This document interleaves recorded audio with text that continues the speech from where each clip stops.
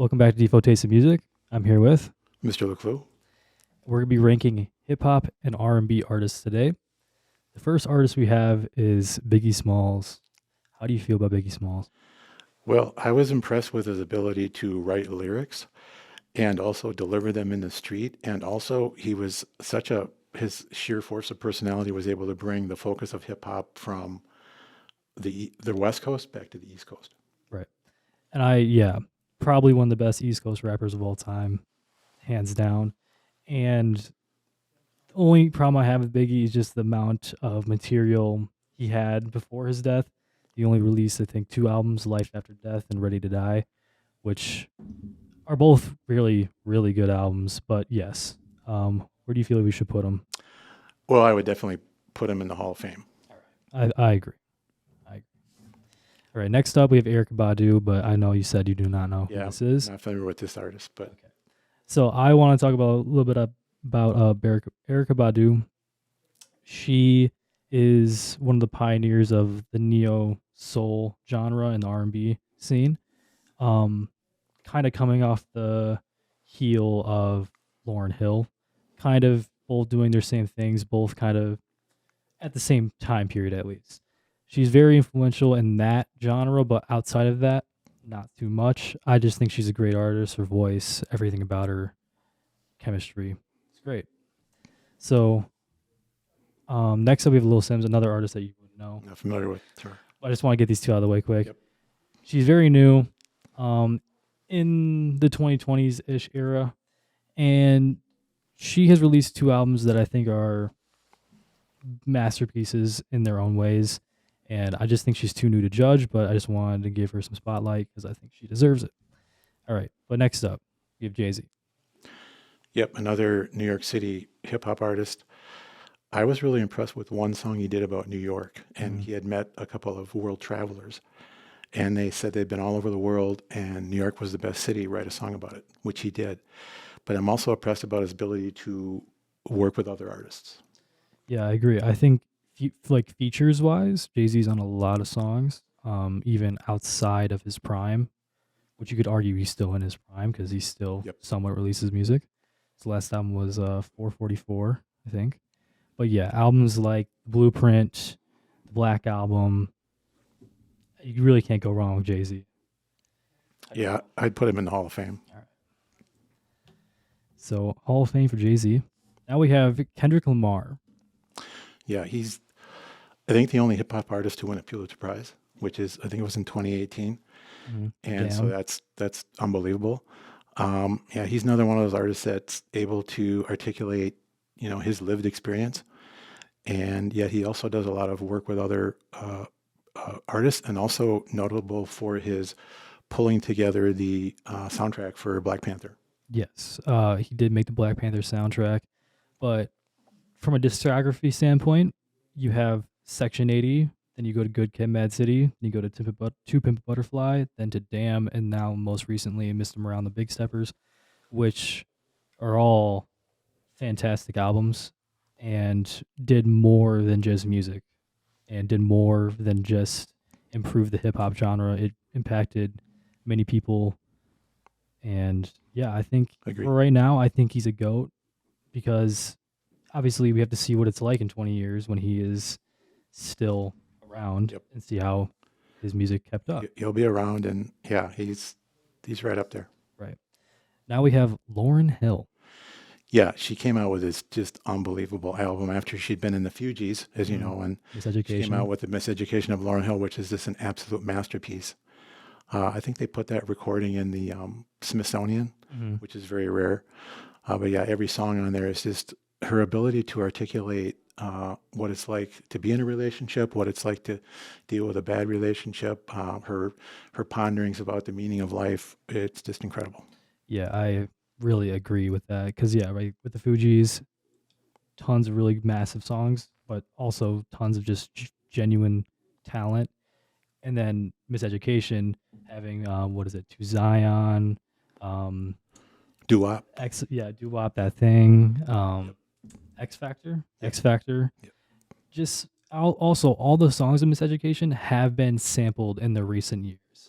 And not only that, she was able to, not only the lyrics, but and the rapping, but there's a really powerful melodic quality to that album. Yeah, I think as an R&B artist, as a hip hop artist, I think she is possibly one of the greatest of all time, if not in the Hall of Fame. So I'll put her there. Next up, we're going to Lil Wayne. Yeah, I really like this artist. Obviously, because he's a Packer fan, Mhm. and there's a big story behind that we don't have time for. But one of the songs I really liked about him was this song where he's talking about his father, and what's a relationship with your father when it doesn't work out the way you wanted it to, and what can you learn from that? So I was really impressed with that piece of material. Right. So Lil Wayne, I think he came up in the '90s with under Cash Money Records. Yeah. Yeah. So he then made Young Money under Birdman, but the Carter series on its own, which is 5 albums, I think. Yeah. Are all solid projects and are all great in their own ways. And it all has hit songs. The Carter 3 probably being the most notable with A Millie, Mr. Carter, Mrs. Officer, Lollipop. Can go on for days about Lil Wayne. But I also really appreciated how he explored, and it should be explored more, I think, in society in general, is dealing with mental health. yeah, And he really looked at, in sort of like in an internal way, dealing with his own mental issues, but like how we all can look at that. I was really impressed with that. yeah, I think he does a really good job in that. Have you listened to the Carter 5? I have not listened. Okay, there's a song on there called "Let It All Work Out," and it talks about his young suicide attempt Yep. and being saved by the cop, and it's very good. You should definitely check it out. I will. But where do you feel like we should put him? I would go with Hall of Fame. That's okay. A lot of Hall of Fames. Or Yes. okay, we got Nas. Yeah. This is, I think Brooklyn, was it? Yeah. Yeah. Yeah. And yeah, this is just his first album was a masterpiece, which it was kind of overlooked because, of course, Biggie and Tupac were dominating the scene then. But I think as the years have gone by, that album he's got this song on there called "The World Is Yours." Yeah, amazing And song. yeah, and he's coming out of the inner city, and a lot of his friends are getting killed or arrested for drug trafficking or whatnot. And I think it's got a hopeful message that you can make the best out of a bad situation. And I was really impressed with that Illmatic album. Yeah, Illmatic is one of the like milestones of hip hop. Like you look at that album, you think of that time period because of NY State of Mind, or Yep. is that what it's called? Yeah, Remember? someone like the piano. It's like yeah, whatever. Yeah. That song is possibly one of the best of all time, and it's on that record. So right, and Nas, I think, is the only artist from the '90s besides like Jay-Z, kind of from that era that is still relevant today and is still making albums and still winning Grammys and still is making great projects. He's also supporting research on hip hop, and he's helped to establish a scholarship. I think it's at Harvard, where you can do research for a year as a professor and write about hip hop and rap. Yeah, which is pretty cool. So where do you feel like we should put him? I'd put him in the Hall of Fame. All right, I would. I think we're mean, good. just on the- I just think on there's the a trend. Just on the strength of that Illmatic album. Yeah, just on that, and obviously there's other albums too, but that's probably the most notable one. Outkast. This is a group from the South. Mm-hmm. And yeah, I know one of my favorite songs is Ms. Jackson, obviously. Of course. Yeah, I was really impressed with, artists from diverse backgrounds coming together. And then they've done a lot of work with other artists too. Yeah. Andre 3000 by himself Yeah. is one of the best artists, I think, to ever really touch hip hop. Sure. Big Boy by himself obviously is a little lower, but still is pretty good. And their albums are all pretty solid. They have a very large discography. And I actually just recently went through all of them, and they're all amazing, with ATLians and Stankonia probably being one of my favorites of all time.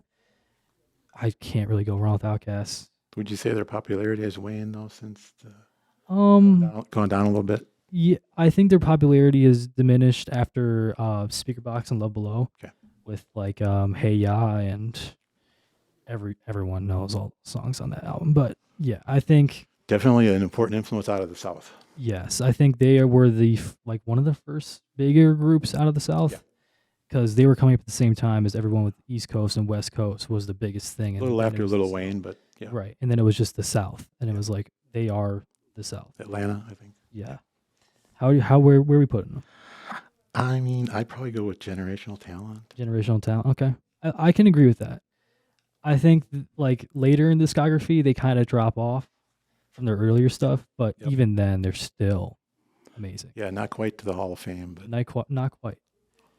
Tupac. Yeah, his mother was a Black Panther. So. She was. And they moved around the country a lot, probably because of what she was going through. So he had that, moving around a lot and being in different schools. But all his teachers said he always had that creative fire. Mm. And no matter what bad situation he put himself into or was put into, he was always trying to express fundamental truths about humanity, whether it was relationships or the larger, social issues, helping the poor. He was also involved in voting drives. I was really impressed with pretty much all of his material. Yeah, I think Tupac. He was an actor. He was an actor. I think Tupac. I think he probably is the most recognizable figure in hip hop. Like, you can't go anywhere without seeing a Tupac shirt. Right. Or, I mean, even a Biggie shirt. But, like, just having that power and having songs that are like Keep Your Head Up, which is beautiful in its own way, and Dear Mama, which brings me to tears every single time I hear it. Yeah, it's one of my favorites. I think it's easy to say that this is going in the Hall of Fame, if not the highest one. Okay. And last but not least, we have SZA. How do you feel about SZA? I don't know much about her. One thing I was really impressed with was her. She did a piece of material for Saturday Night Live after Nipsey Hussle died. Yeah. And DJ Khaled kind of led that material on Saturday Night Live, and I was really impressed with her kind of approach to one of the DJ Khaled songs that was praising Nipsey Hussle, and I was really taken aback by how large of a range of talent she has in terms of just expressing fundamental truths, I think, really about humanity. Yeah. I know I said that before, but it came across in a 3-minute song. I agree. I think talking about Nipsey Hussle, I think Nipsey Hussle is a great artist. Just want to say that. But SZA on her own, with her talent and her ability to sing, her beautiful voice, she has 2 albums right now, Control and SOS. Both of them topped the charts when they came out, if we're going off of numbers. Both of them are really good. But where are we going to put her? I think it's like... Is it too new to judge? I think it's too new to judge. Because I think her first album was 2017 or 18, right after the Black Panther album, I think. And like what you say about her singing ability, because a lot of hip hop is spoken word, put the rhythm, right? And movement and stuff, the dancing on stage. But I think she does really add that element of singing. Yeah, I think... And people have commented on her voice. It's a tremendous voice. She's always has a backing track to like a lot of songs now. It's like she kind of just uses her voice as an instrument, which I really do appreciate. Similar to like Kid Cudi, for example, with his humming. He's out with a new album too. Yeah, he does have a new album. But yes, I think she's like kind of starting to be like that Lauryn Hill, where like she has the singing and the rapping ability, and she can just kind of do it all, and we just have to see where it goes in the near future. Yeah, I think she's too new to judge, but potential is there. All right. Well, are we confident in our list? It looks pretty good to me. I know we have a lot of people in the Hall of Fame, but I think we picked a lot of great artists, so I don't think we can really complain. No. All right. Well done. Thank you for coming. Thank you. And that was all for DeFo Taste in Music.